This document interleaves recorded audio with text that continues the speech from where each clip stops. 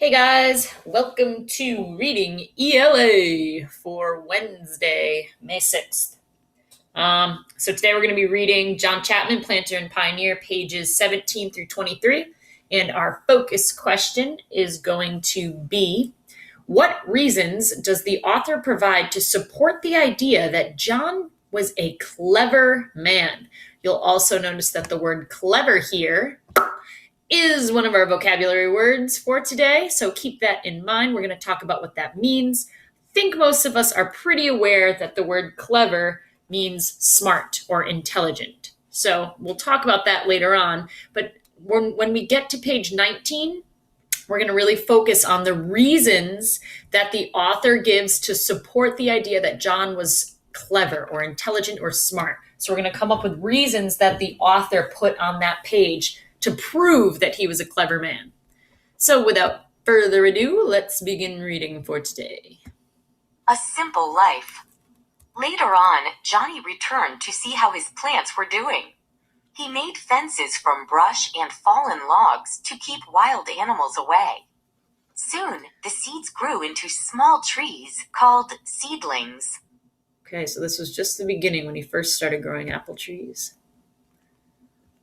Now this is page 18. It's just a picture of all the people that came to see the apple trees. Now, here's page 19. We're going to be discussing how the author backs up the reason that John was a clever man. So listen closely. By the time new settlers came along, they found apple trees right there waiting for them. The settlers paid money to Johnny for the land and trees. Then they built homes to stay in. And every new home helped the United States grow. Everyone agreed that Johnny was a clever man. This Johnny Appleseed knew right where new settlers wanted to live. Oh. And those apple trees were oh so pretty. No wonder people settled down to stay. People also liked Johnny for his energy. Was there ever a man who worked harder? He walked hundreds of miles to do all that planting. Okay, so here we see the word clever. Oops. Everyone agreed that Johnny was a clever man, meaning smart or intelligent. Now, just from saying he's a clever man, it does not give a reason necessarily until we read our next sentence. This Johnny Appleseed knew right where new settlers wanted to live. And those apple trees were oh so pretty. So he was clever because he knew where the settlers wanted to live and he planted the apple trees there for them.